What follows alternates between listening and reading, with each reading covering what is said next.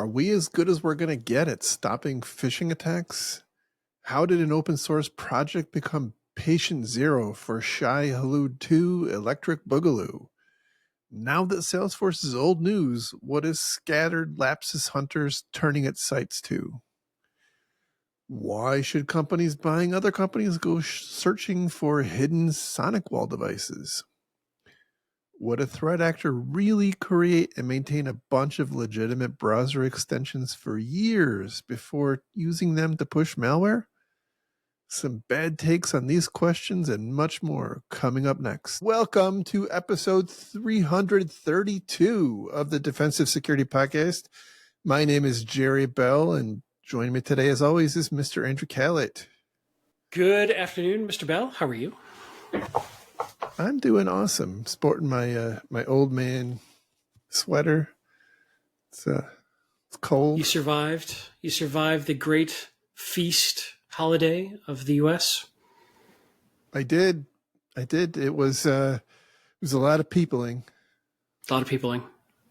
A lot of peopling, and I am still recovering. You know, having to lay in dark rooms all by myself. How about you? You still haven't sprung for the sensory deprivation tank for recovery after peopling. It's highly recommended. No, that's what I hear. I need to do that, though.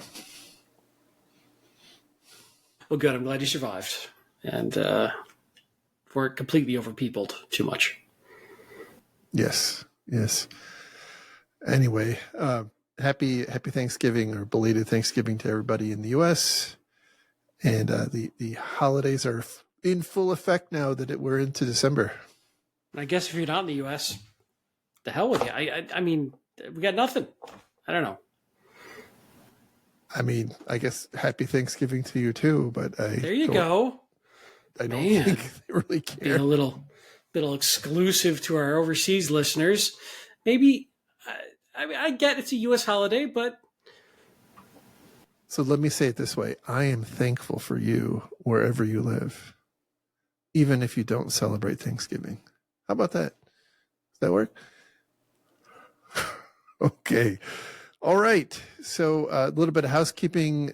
I do want to extend a sincere thank you to our Patreon sponsors. Thank you so much for supporting the show. If you do want to support us, you can do so on our Patreon site. It's patreon.com/defensivesec, and you will get the illustrious, awesome benefit of having our episodes a week early, which is it's damn near priceless. Nearly How as can you fast put a as price on that? Nearly as fast as we get them. Right. Almost. I mean, within mere hours. I understand everybody's tight on money. I get that. You could feed starving children in Africa, or you could fund our humble show. You will be judged. Priorities. Choose wisely. Everybody's got to have priorities. That's right. I'm going to get some hate mail on that one. Yep. That's some hate mail coming in. Next, thank you very much to everybody who has signed up and subscribed to our YouTube channel. Thank you so much. We are precariously close to that 1,000 follower mark, which actually doesn't mean anything because we still don't have the view time. But it's one more thing. It's one more obstacle. That's true. Out of the ways. So thank you very much. And if you would like to follow us and watch our the video version of our episodes, you can, by the way, also view the video version on our Patreon channel. I do upload the video version and the audio version.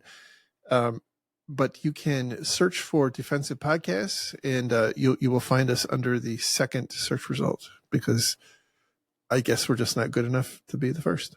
So. Yeah, let the first place person take all the slings and arrows. Happy to be second place. Yeah. Less pressure. That's right. All right. So let us get into some stories. The first one today comes from Dark Reading, and the title here is Advanced Security Isn't Stopping Ancient Phishing Tactics. And boy, do I have this overwhelming sense of deja vu, because this is actually the second time we've recorded. So is this fishing tactics from ancient people, like time It traveling involves fishers? nets and hooks crafted out of bones and Fascinating. stuff like that. Yes. Highly effective. Mm-hmm.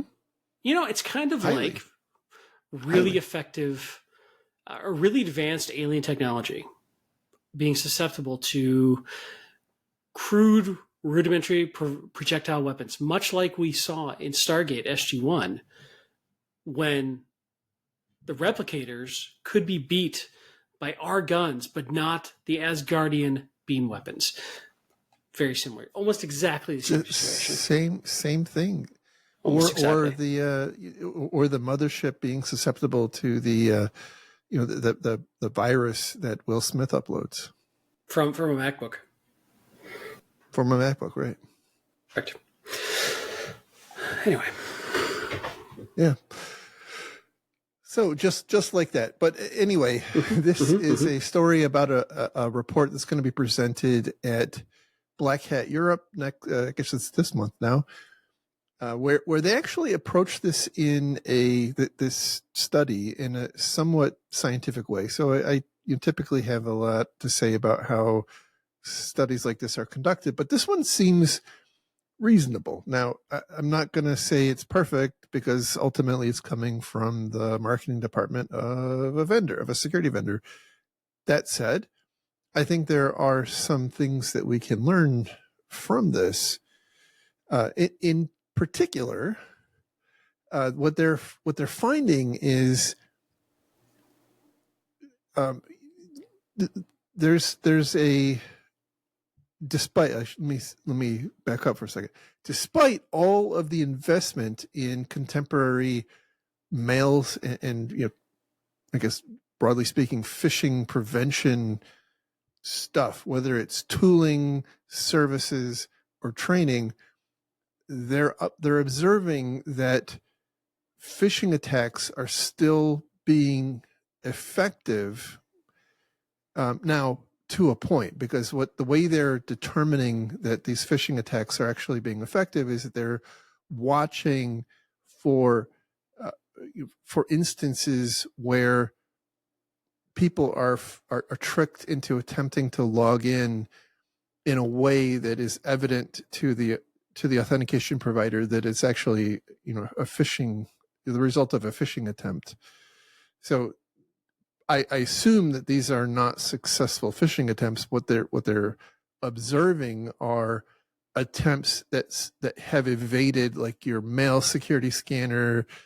They are they're what happens after the person receiving the email has been fooled into clicking on the link and trying to enter their username and password. So that's what they're really talking about here. And it's concerning, because, like, we're a long way into this whole internet thing. I was just contemplating last night how, like, I think I've been sending emails now for like 32 years, which is freaking crazy. That's impressive. And so we're still talking about this problem, but I'm also left thinking that, like, we've probably hit some sort of a plateau on how effective phishing prevention can be, whether that's your proof points and as well as your awareness training. And I do want to just hammer on the awareness training, because right now I'm going through this CISM certification training. Don't ask me why. Like, not all ideas are good. I'll just say it that way. Right? Yeah. Well, but yeah, go ahead. But it occurs to me as I'm going through this getting ready to take this test, like, the answer to every question about what is the most effective control to prevent phishing attacks, Let me is guess. training. This is training. Yep. User awareness training. It's training. Yeah. It's training. It's a really weird problem to get your arms around in terms of the effectiveness and the efficacy of training. Are we spending the right amount of money on it? Where's the value of diminishing returns? Where's the sweet spot? Because every compliance regimen that I know of, I shouldn't say every, that's a bad word, most third-party compliance programs, most cyber insurance programs, most best practices include as dogma this concept that thou shalt train your staff to identify phishing attacks as settled science, if I can use a term, right? But I don't know that that's true anymore. And it's really tough to know where that value diminishing returns lies with the data set we have. Certainly there's interesting research out there. There are people trying to determine this. I'm not taking away from that. There's probably somebody out there going, you should have looked at my study. I answered this question. You're probably right. I'm sorry. But there has to be some point where we start to get a value diminishing returns on the dollar in time, which is important, that we spend on this. And I don't know that anybody's challenging that. It's just accepted. But I think what this shows us is, to your point, and I think you said it well, we've reached a plateau. It's not probably going to get much better with training, certainly because things keep changing and it's constantly evolving. And I've always said, it's easier said than done, but I've always said we've got to address this from a technology perspective, and we've got to address this from a resilience perspective, that we have to assume that somebody's going to be the victim of a social engineering attack. And how do I minimize the pain when that happens? And that's part of what this study is talking about too, is, hey, you need to be using phishing resistant authentication methods. And also you need to be watching your logs for when a properly implemented phishing resistant authentication method is utilized inappropriately and is flagged, because that's a high fidelity alert. And Okta did this, which is, they do single sign-on and authentication stuff. So it's kind of in their wheelhouse, but I don't know.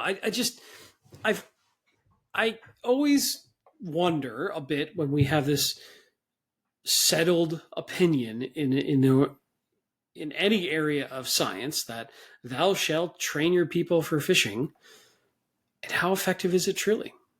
And at what point is it too much, too little?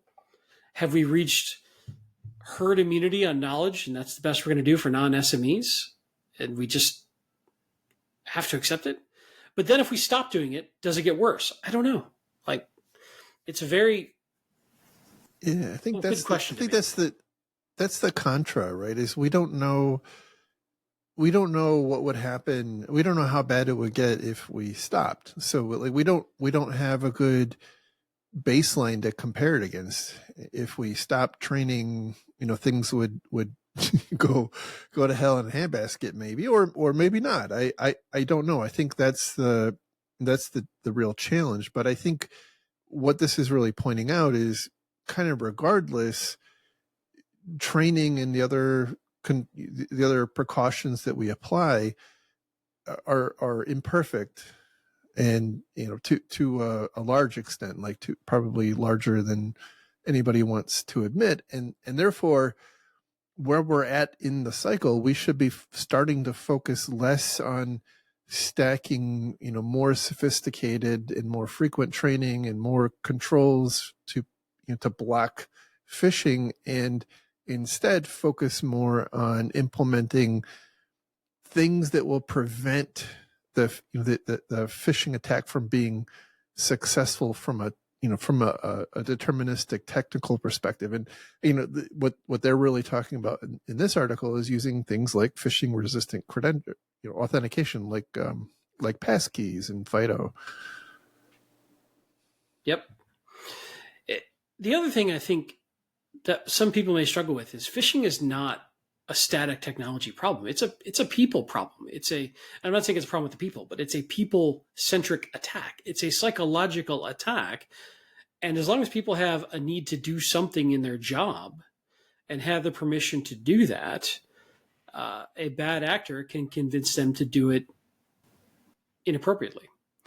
So if we want people enabled to do business and to do their job, we have to give them enough permissions to do it. And if a bad actor can convince them to do it in a way that is not in our best interest, but in their best interest, that's very, very difficult to stop. right? And that's not a technology problem. That's a human psychology challenge. And bad actors are going to bad actor. So I don't know. And we still have, I say this every time we talk about phishing and training, we have this, I think, destructive mindset that somebody who is a victim of a phishing attack is at fault, that they have some sort of moral or ethical or intelligence failing, and that it's their fault. And if they simply were smarter or simply better or simply more clever, this wouldn't have happened to them. So we blame the victim. That's just not true. We've seen over and over, and studies have proven over and over again that anyone can be a victim of the right phishing lure at the right time in their cycle of stress and day and whatever. It's not the right approach to blame the victim. I don't agree. Anyway, that's a side topic. That's I think it's a salient point, and I think too often people view these failures as character flaws, and it's really not. I mean, look, everything exists like this exists on a spectrum, right? So I mean, I'm not saying that there aren't completely incompetent people who will just click on every damn thing that comes into their email. I'm sure that happens, but I don't think that's the majority of people. I think the majority of people are trying to do their job as efficiently as they can, and that we've talked about it in the past. Like, people are not firewalls. You can't program a person with a set of firewall rules and expect them to consistently execute that morning, noon, and night, and whether or not they're hungry or under stress or what have you. So I definitely think that is the right way to think about it. There were a couple of other interesting aspects of this article. One was pointing out that Office 365 was the most targeted application for enterprise single sign-on attacks, which I guess doesn't surprise me that much, because I think a lot of organizations are using it. Yeah, as the front door for everything. I'd want to understand that in context of market share, right? Yeah. Right. Yeah, I mean, I would imagine if you normalized it for market share, it might not look as like such an outlier, but maybe I'm wrong there. Good question. Not sure. The other interesting data point was that they're saying that only 40%, and this is again Okta's customer base, right? They're only seeing 40% using phishing resistant authentication at least once a month. I don't know what that last part, at least once a month, means, but I think what they're really trying to say here is the adoption of phishing resistant authentication is not awesome. And I still think that we've got to focus a lot more effort and thought on adopting phishing resistant authentication, because I think even the companies that have adopted it don't necessarily have it that pervasively implemented, right? Maybe it's your initial authentication into your organization or what have you, but most entities I'm aware of have the little dirty application sitting in the corner that they don't want to mess with. And we all aspire to embrace zero trust, and so we shouldn't be assuming that people who are inside your network are implicitly trustworthy, and we should be applying the right and robust authentication kind of wherever they're at. Yeah, the other thing that's interesting, a little side topic from this, is we're really only talking about user logins and user creds. I still think we have this vast, unmanaged, unmitigated disaster when we talk about non-human identities or surface accounts or machine accounts or whatever you want to call them, whether it's API keys or OAuth keys or just service accounts in an organization, things that can't do some sort of interactive prompted login that most of these sorts of defenses utilize for a user. I still think is a big, interesting challenge that is going to get bigger and not an area we do a great job of solving right now. Yeah, I think the cloud, the move to cloud and automation APIs and whatnot has driven a lot of I hate the phrase, but driven a lot of anti-patterns for authentication. And I think that broadly speaking, a lot of people are not in IT aren't they're advocates of multi-factor authentication, but maybe not as on board with the reality that API keys and OAuth tokens are static passwords at the end of the day. Just and long, complex static passwords. Right. If you're not applying some other sort of mitigation like, context or risk-based authentication, it's, and you're allowing those to come from anywhere. You're playing with fire, which actually is a fantastic segue into the next story. It is. If you don't say so yourself. And I do. The title here is, this is from the Register. The title here is PostHog admits Shai-Hulud 2.0 was the biggest ever security bungle. So PostHog is an open source project, and they were either the or one of the patient zeros for this recent round of Shai-Hulud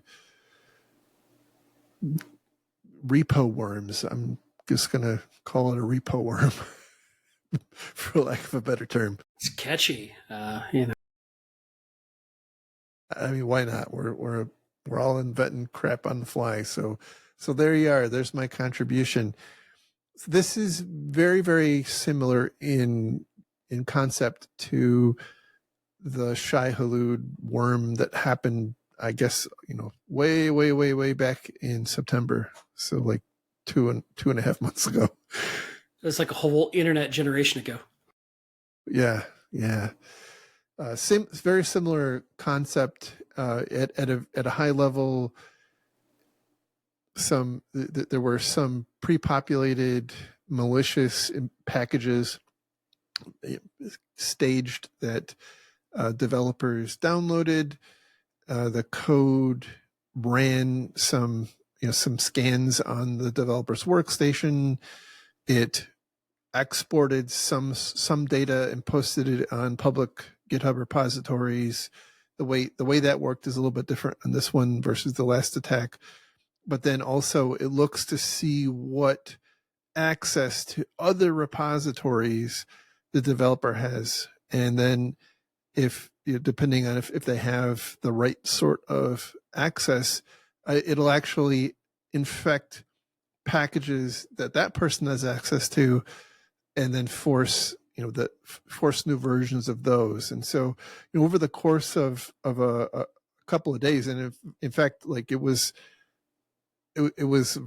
kind of unfortunate to watch unfold, because there were a couple of security researchers kind of keeping tallies of this in real time, and like they were seeing hundreds and thousands of people's credentials being posted into GitHub in real time, and like there was not a lot you could do about it. It was a genuine worm. This was not similar to some of the other stuff that we've seen where it relied on people downloading pre-infected things, and then it didn't further propagate itself.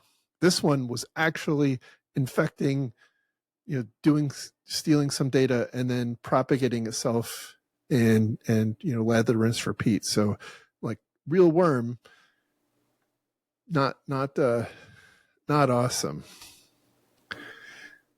What I did think was awesome though was that PostHog, the victim here, put out a really good detailed post-mortem and deconstruction of what happened and why, and hardening ideas and tips for other organizations, which I thought was, I know you're going to talk about that a little bit, but I was really impressed by their blog they put out. Absolutely. So this is a great point. Linked from this story is the post from Posthog, and describes what they saw. It describes the impact and what they did in response, but it also describes how it happened. And that was really what I wanted to focus on. What happened here was that Posthog, being an open source project, they want to accept PRs from the general public against their code, but they wanted to automate the assignment of reviews of PRs to authorized contributors in their repository. And so they had constructed some automation to do that. But they made some decisions that turned out to be wrong on different how different GitHub functions worked. And the adversary here took advantage of that fact and was able to inject some code along with a PR that they submitted, which ultimately led to the adversary here being able to steal the personal access token, the GitHub personal access token, for the bot that controlled this automation of the PR assignments. And that bot, because it had effectively full administrative rights to their GitHub repo, was able to infect the repository or the package and push a new version up into the npm repository, and then it was off to the races. Now, they assert, by the way, in this article that they think they were only one of several initial infection points. I've not seen any other transparency like this. Like this group did a lot of introspection about what they did wrong, and they're explaining, how they're, what they're going to do right again. So like this was, I just have to say, like, kudos on them. I also want to say, like, if you read through the how this happened section of this blog post, you really walk away with the clear understanding that, like, if you don't have full clarity on what you're doing, you can end up creating a pretty massive exposure.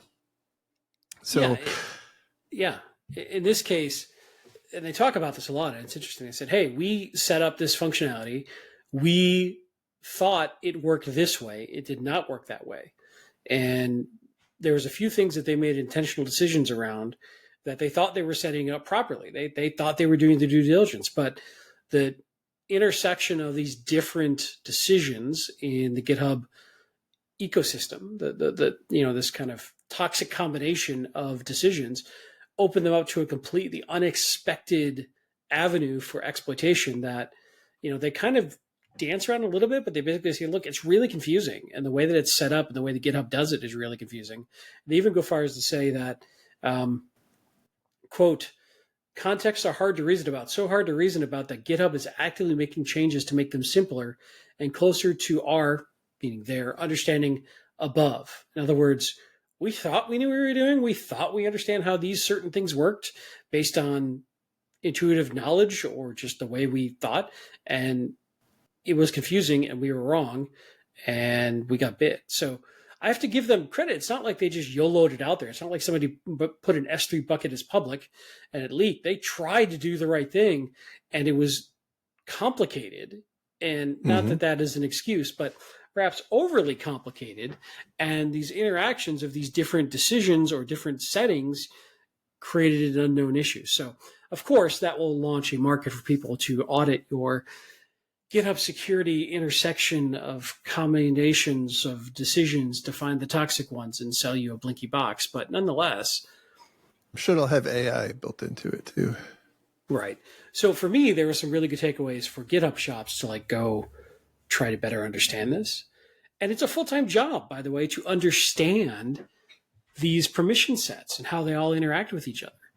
And it's not a surprise that people get bit by this, but it's a very subtle chain of events that got them there, which I think is very interesting for us to read and understand. And I think to your point, they were very transparent. They opened the kimono, showed them what we did right, wrong, and what bit them. And I applaud that. Yeah, there's some interesting discussion in the comments on the blog post too, discussing how using the personal access tokens is kind of risky these days, much like firewalls, by the way. That's an inside joke from many years ago.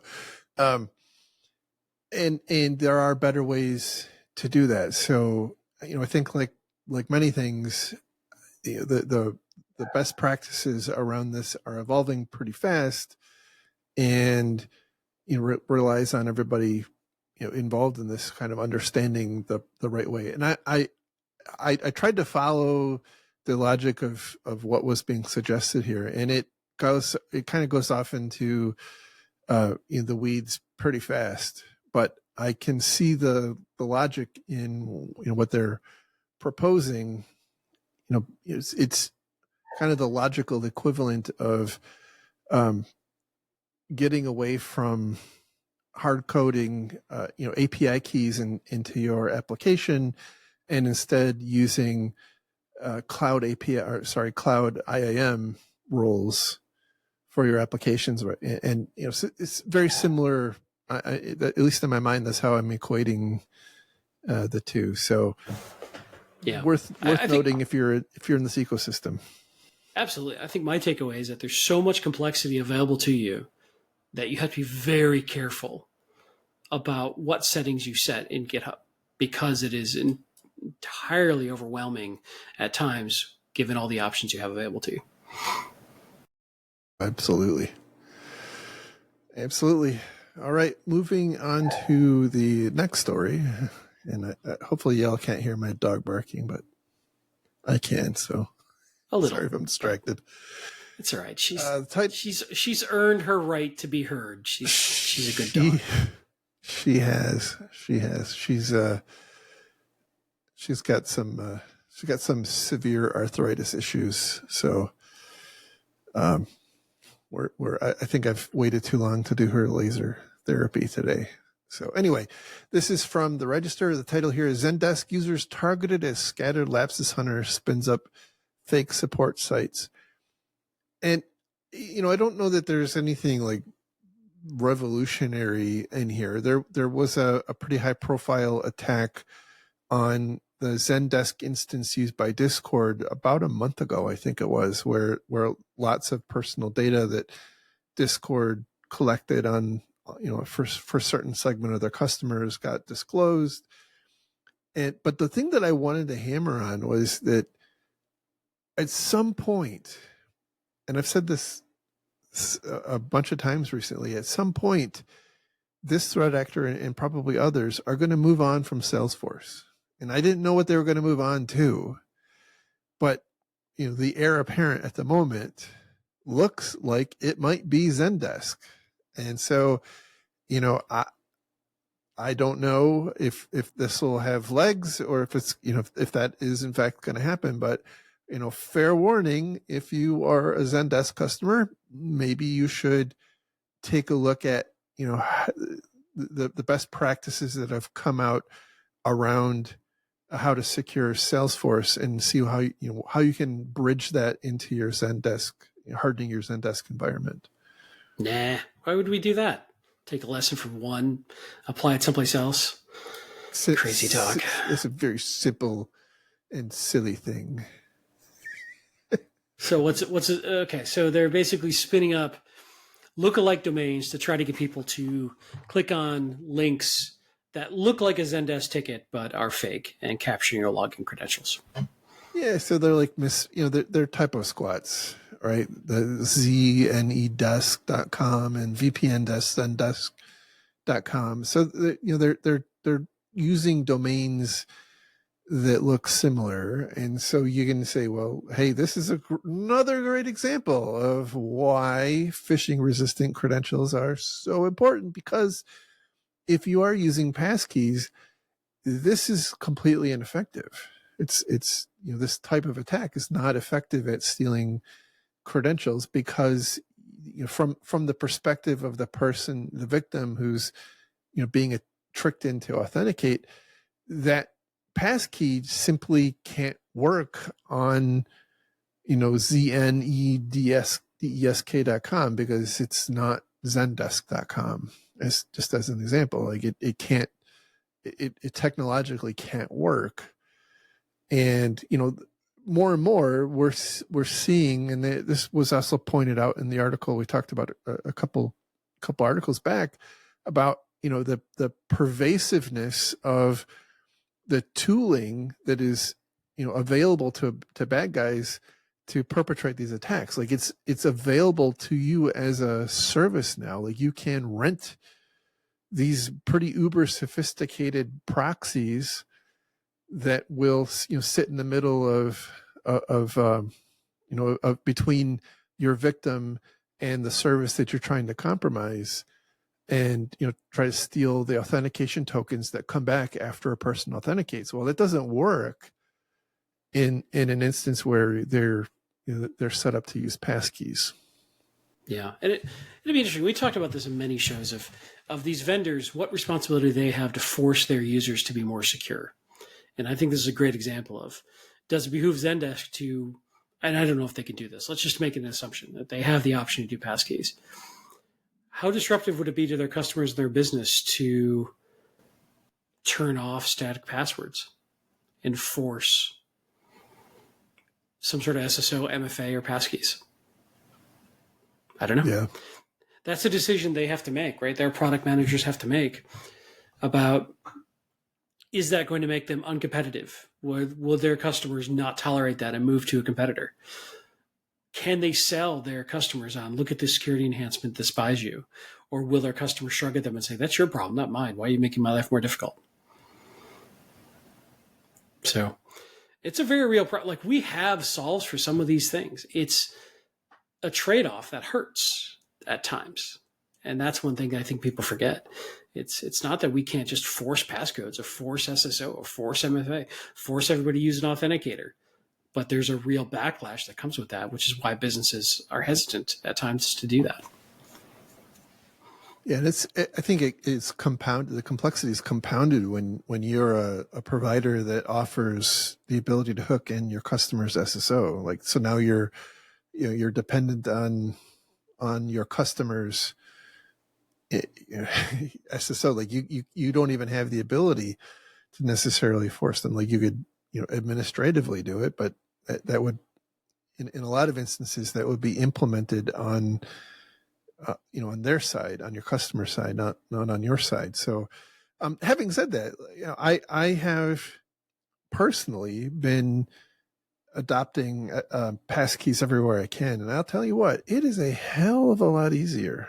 Like, if you've got a good workflow for how you store your passkeys, it is a lot easier than passwords. Like, even a regular password manager, it's just a lot more seamless. And so I think there's some opportunity there, and that feels like something that security organizations should be exploring more aggressively.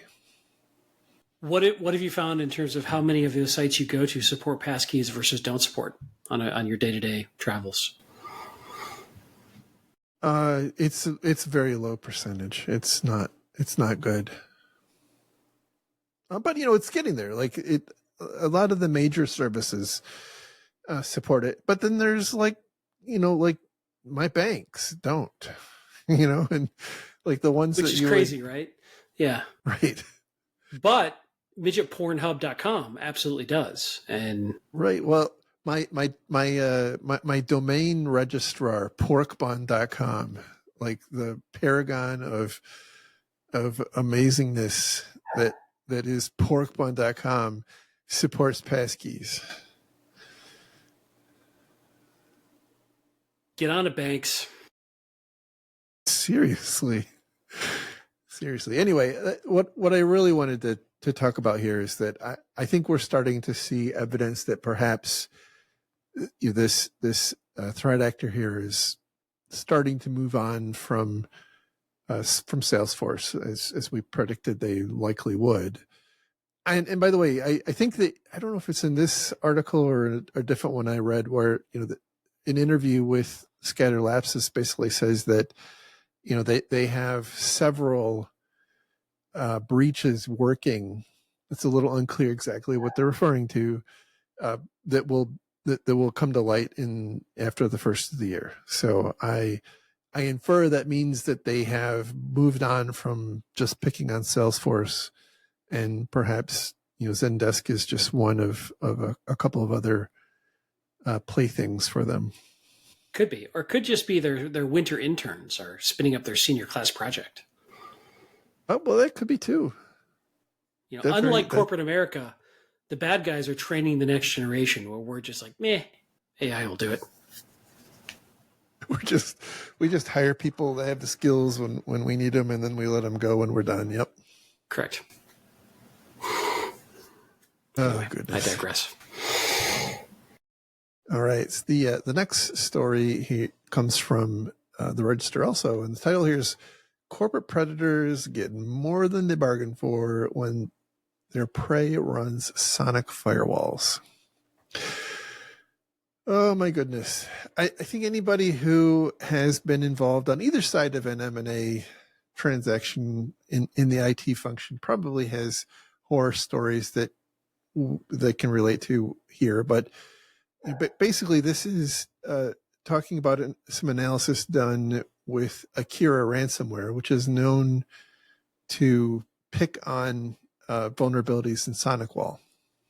And so what they've found with this bit of research by, I think it's ReliaQuest, has found is that the majority of these Akira infections that were tied to SonicWall breaches, it went beyond just the acquired company and infected the acquiring company as well. And the net point was that a lot of these acquiring companies don't appear to realize that the companies they're acquiring have these devices in their environment, and that they were vulnerable and coming pre-compromised. Hey, look, it saves everybody a lot of work. Like I compromise the target of my real target. Like I know I want to get into, say, IBM. I just compromise some small startup they're going to buy, and I wait. See, and then step 3, profit, right? Exactly. But it is interesting how, going through a lot of M&A myself, and you've gone through many hundreds of thousands of M&A motions, it seems. A few. Speed is the watchword of the day. Efficiency, as fast as possible. Rarely is any time devoted to like breach analysis. What trust relationships are we setting up? Do we know if the other side has an active none? Ain't nobody got time for that. Hook them up. Let's go. Money to be made. There's a lot of I think the whole process is set up like structurally to not work well, because from the get-go the whole there's a ton of secrecy and whatnot. So the amount of due diligence that you can do is fairly low, and I can hear some of my former coworkers yelling at me. That's not necessarily true, but I can tell you it is definitely, absolutely 100% is. There are a lot of inhibitors on what you're able to do until a deal closes, and then once the deal closes, by the way, it's like the starter pistol going off. Like you just said, it's all about speed, but it's not just about speed. It's also about cost, because almost almost every time there are completely like just fantasy levels of cost savings baked into these deals. And the work that would be required to actually take proper precautions is rarely factored in to the business case, either from a time perspective or from a cost perspective. And so 100% agreed. Yep. This is what is being taken advantage of here. This is what this report is pointing out, that the Akira ransomware adversary here is taking advantage of that fact. And it's, by the way, it's unclear.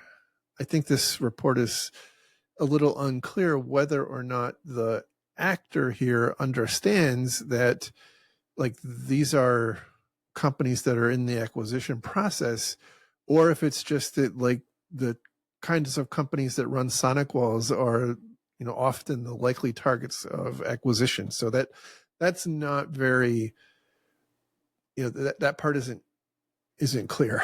I don't know. They kind of bump around the idea that small companies are more likely to be involved in M&A. Small companies are more likely to run SonicWall. A equals B equals C. I don't know. But I think you're right. The speed component is absolutely a consequence of the cost component, and everybody's view of consolidation and reducing overhead, reducing G&A back office expenses, and that can't happen until everything's integrated and talking to each other, and that needs to happen right now. Get it done. And there is no time for looking at this kind of stuff. And the other thing is small companies typically may not have as sophisticated and robust security teams. And I don't know, often M&A targets too may have been struggling. There's a lot of maybes here, but I think the takeaway for me is when we do corporate M&A, we rarely ever are given an opportunity to assess for having the proper people assess for pre-existing intrusions into the other entity that we're merging together. Yeah, absolutely. And by the way, I've been on both sides of the M&A equation several times, more times than I can really count. And one thing that I have observed is that acquiring companies, like at some level, acquiring companies, the leadership knows they're on, they're up for sale. And one of the things that they can control to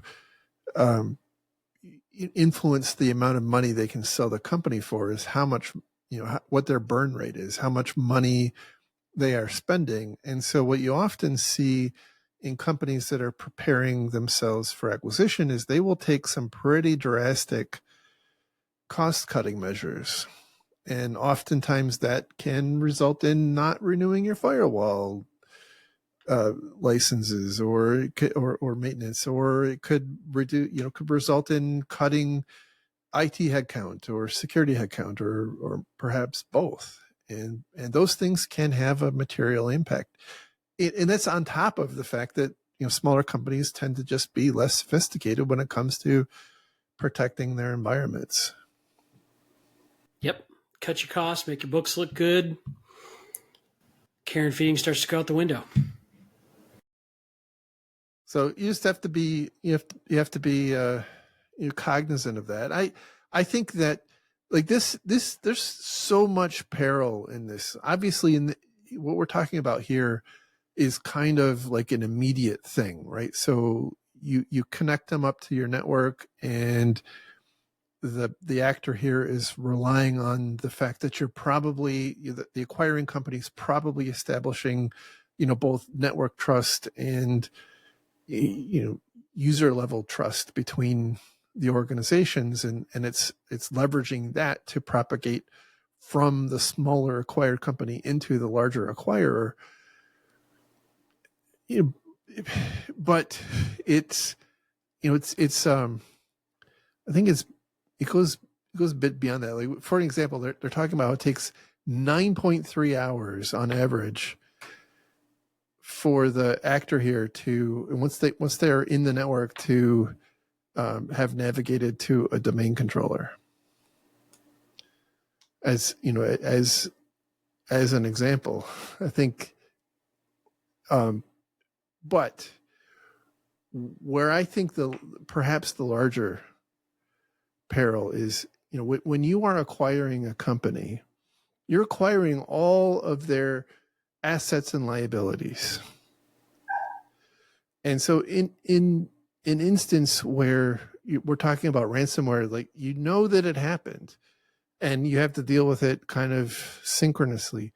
But if you're acquiring a company that, is pre-compromised, you're not just necessarily dealing with the threat of that compromise bleeding into your network. You're also dealing with the potential of having the liabilities that come with whatever happened to their customers, or their data as they're coming into your business, or even before they came into your business. Like, you've bought their breach, even and whether you know it or not. Yeah, and any associated downstream liability. Yeah, yeah. So caveat emptor, I guess, is the but here's the reality. I know we said this before, but I'll just kind of hit this coffin one more time. Security teams rarely ever anywhere near the due diligence, and they don't find out about it until the deal's announced and you're on the go. So maybe that's where we need to re-examine this from the get-go, is security teams being involved. But it's the people who put these deals together. This is nowhere on their radar. The security aspect of this is just not even a concept to them. It's all about synergies and cost savings and go-to-market strategies, and that's a silly little thing. There's so many assumptions that are often baked into these. Like, we're going to lift and shift the IT. We're going to, we're just, the deal is predicated on yielding the savings of one, of the IT and security function of one side or the other. There's a lot of stuff that happens, and there's a lot of statutory requirements around secrecy, because a lot of times there's, one or the other or both are public companies, and now you get into like risks of insider trading, and so there's this need to keep things secret, even if it's not a publicly traded company. There's still needs for it to be secret, and so the people who structure and run these deals will keep the cone of silence pretty tight. Like, they don't include a lot of people for good reason. But I think, as you pointed out, too often that doesn't include the security function. Although I will say from experience, even when it does, too often our advice isn't heeded. So, that's one of those. It's one of those things where you've got to make your concerns known, and the business is going to do what it wants. But it's nice knowing what you're getting into, I guess. All right, and then the last story, I mean, to not buck a trend, like, it also comes from the Register. The title here is "Stealthy Browser Extensions Waited Years Before Infecting 4.3 Million Chrome and Edge Users with Backdoors and Spyware." This is fascinating. A very late addition to the story, so I haven't had a chance to study it very closely. But what is going on here is this threat actor has played the long game. They created some legitimate extensions, browser extensions, years ago. Like, I think in some cases 7 or 8 years ago. So to be clear, this wasn't an abandoned extension that somebody else took over. The bad actors did the initial coding of the initial tool, and it was useful. Right. And to the point where, like, it had, some of them were recommended, and by the app store, the extension stores, and had lots of positive reviews, and legitimately so. But then suddenly, the threat actors started pushing out updates that contained the malware, which basically was info stealing, right? It would collect information about the host. It would collect information about what you enter into the browser, and then exfiltrate that to endpoints, webhooks controlled by the adversary. But they were also pretty clever in that they had some, I don't want to call it sophisticated because we all use that word way too much. Some relatively advanced, I guess, anti-analysis functionality, so that like if you tried to, if you opened up the browser console, to watch what was happening, the extension would function normally. It wouldn't exhibit the malicious behavior. It would, think it was aware of whether it was running in a VM or not, and a couple of other anti-forensic techniques that we've seen in other forms of malware. But like this is one of those ones that just scares the crap out of me, because like it had these extensions had a legitimate pedigree and a long history of being useful. And whereas a lot of times we're talking about things that are like not useful, or they're kind of attractive nuisances, but this is different. This one scares me. That's funny. That is my pet name for you, attractive nuisance. That's how you come up with my phone. It also points out that it's interesting how it can abuse the approval process, right? These extensions are vetted initially and then forever trusted for the most part, which I think is an interesting point of abuse of the trust model. But here's the flip side. Let's say you want to do reanalysis every time somebody does a tiny little bump of a version. Boy, how slow would that go? And if you try to do it with automation, you could obfuscate. So it's like kind of a damned if you do, damned if you don't with these ecosystems of approval in a marketplace. What is the standard of care for marketplace to police this kind of behavior? I don't know. That's a tough one. And by the way, after 7 years? Sorry, go ahead. Yeah, and at least as at the time this was written, some of those extensions are still available in the App Store. Makes you wonder how often this is happening, and we just don't know about it when they're really quiet about it. It's a really good question, because this was detected by Koi. I know we've talked about Koi a couple of times. Don't be coy. They seem to be coming on strong with trying to make a name for themselves. But the only reason we know about this is because they did something that identified it. If they hadn't done whatever they did, this probably would have flew under the radar for who knows how long. Yeah. It's an interesting problem. I mean, even a company that polices their extensions, probably this could have easily slipped out in a corporate environment that heavily controlled the extensions that people could put on their browsers. It's a nasty little bypass of a lot of normal processes to get this out there. So, and patience, amazing amount of patience to go 7 years to do this. Right. Definitely playing the long game for sure. So I'm, by the way, I'm not entirely clear whether the intended victims of this were individuals or companies. That part is not clear to me. I'm not sure they know yet either. So good question. I'm not sure. But I don't, to your point, I don't know that it's reasonable to think you're going to run like a normal vendor management play on the manufacturers of all the but what a lot of companies will do is rely on the marketplace and the reputation in the marketplace and vetting and verified and all these things that this had. So if you're sort of like doing what a lot of companies do, which is just trusting that marketplace's verification methodology, this absolutely would have bit you. And that's frustrating, to say the least. Super frustrating. But, I guess the question is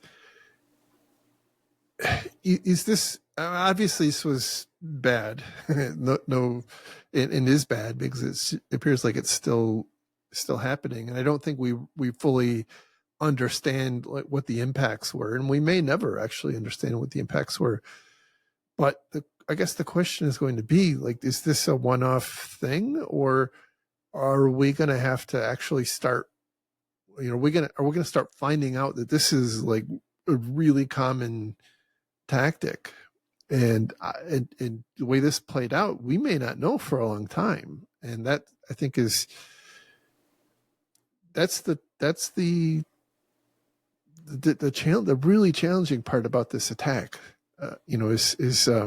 We don't know, and we won't know for a while. Certainly, if it comes to light that this is happening often or starts happening more often, then we're going to have a response. Like, we're going to have to start managing these extensions, more aggressively. But if it's not, like, if this was the only 5 extensions that are ever going to have this problem, then, like, maybe we have to accept the risk. I think the answer is just ban all extensions. Ban browsers. Who needs web browsers? Need to go right out. Yeah, but if you don't have any extensions, how do you get your AI enabled, writing extensions? I like, how do people communicate now? From what I can tell, people can't write a damn email without AI anymore. Why you got to depress me at the end of the show? Even so, funny story. Even the so you all know I run infosec.exchange, and in order to sign up, you have to put in a reason why you want to join. You would not believe how many times that field is very clearly written by AI, and from what are legitimate people wanting to sign up. I mean, like, there's clearly bots that are trying to sign up and do, malicious or spammy things, but like legitimate people, I dare say probably at least half of legitimate people are now using AI to write that crap. It blows my mind. How many of them might be non-native English speakers that are using it to sort of like clean up their language or something, maybe? Well, I wondered that too. But so the reason I think that's not a big factor is that you can pick your language, right? So when you sign up, you pick what language you want your interface to be in. So I suppose it's possible that, like, I only speak French and I use, AI to write the thing, but like, one of the things I've looked at is what language is their interface in. Maybe they're just being polite to you because they assume, like an ignorant American, you don't speak nothing but American. That's true. That's fair. That's fair. I am a liberal user of Google Translate because I do get quite a few and not in English. It just seems like more work. Like, why do you want to join? Go to an AI and ask, give me an answer for why I want to join this Mastodon instance. Seems like a lot of work. Well, that's where I'm at. Maybe there's a little browser.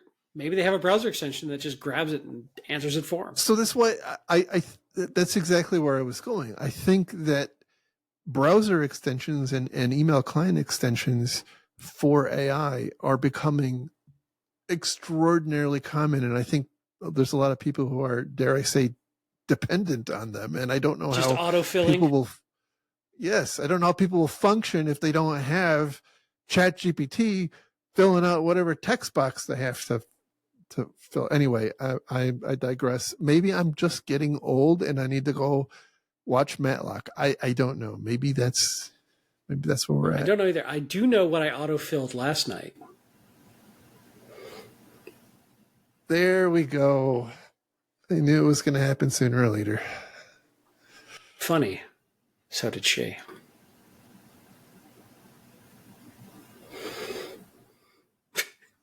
Goodness. I think that's a great place to end the show. Like, I don't think we can. I'm just trying to train the Your Mom bot. Pull up. Hey, did you see the other day, just way off topic, A320s got grounded because of solar flare risk? I did. And the tools they used to reprogram them look absolutely ridiculous. Yes, although it's better than having to bring out the 3.5-inch floppies, which you still do on 747 builds.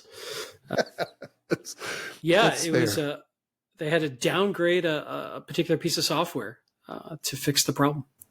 And that was from solar flares, right? Yeah.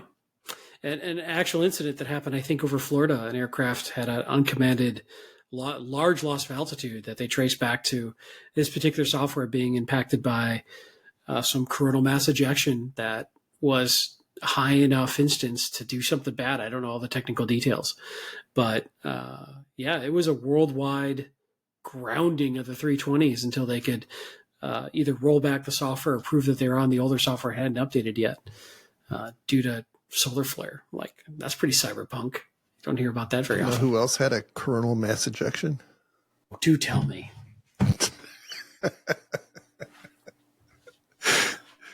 Oh, goodness. Anyway. That's a whole category on Pornhub, I'm told.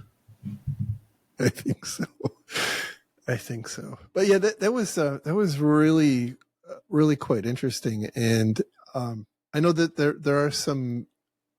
I remember debating this with people who were deep into physics many years ago. Pontificating about how common it would be for bits in computers to be flipped by solar radiation, and it hasn't really come to pass. But apparently, we correct for it. Like, right, error correcting memory is like built for that. But in that's many not. ways. But not all memory is error correcting, and mine we still have certainly isn't. Nor mine. It's getting worse too. Yeah, it's an interesting point. Like, I wonder how often like bits do get flipped, and just we have enough resilience in whatever that it just doesn't matter. I don't know. It's an interesting point. Some percentage of blue screens are probably attributable to it, but I don't know, or just NVIDIA drivers. It's hard to say either way. So anyhow, that was a fascinating story. It's certainly better than your engine taking off like a rocket, but that was unfortunate. Anyway, now we're just getting on to plane stuff, and I'll just nerd out for hours, and that's a different podcast. It's a whole different podcast. All right, everybody, thank you all for listening. I hope this was useful. We can't solve every problem as you heard. Sometimes you have to accept the risk. I made the joke earlier today about how somebody has a very large risk register and they cannot lie. So that is not the quote you made. You did not make a quote. Other people interpreted it as the quote from that song. You were riffing off Mean Girls. True. That's true. And just people. That's why I came back with, you don't make zero register a thing. Look, everybody reads it their own way. I tried to thread the needle. I tried to thread the needle between Sir Mix-a-Lot and Mean Girls. So I think I did a good job. Sir Mix and Mean Girls. I think somebody came up with that. Sir Risk-a-Lot. Sir Risk-a-Lot. That's true. I will say as well, true art is open to interpretation. So clearly that was true. Your post was true art. It was. I agree. I'm going to sell an NFP.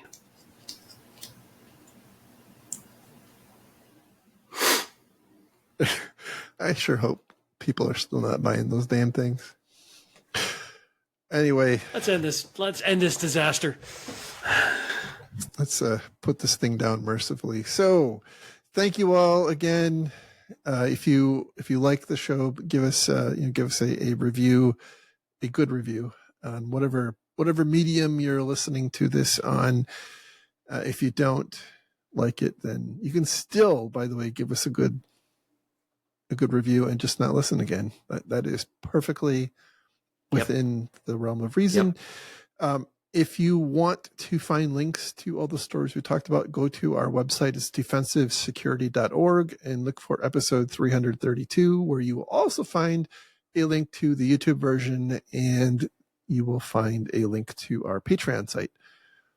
So again, thank you to our Patreon sponsors. Thank you very much. Yes.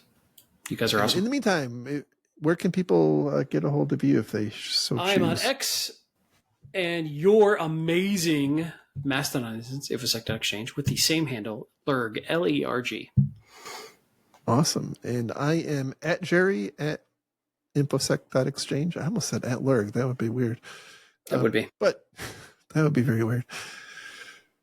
I'm getting old. Like maybe the the solar winds are flipping some bits in my brain. I don't know. Could be. I didn't want to say anything.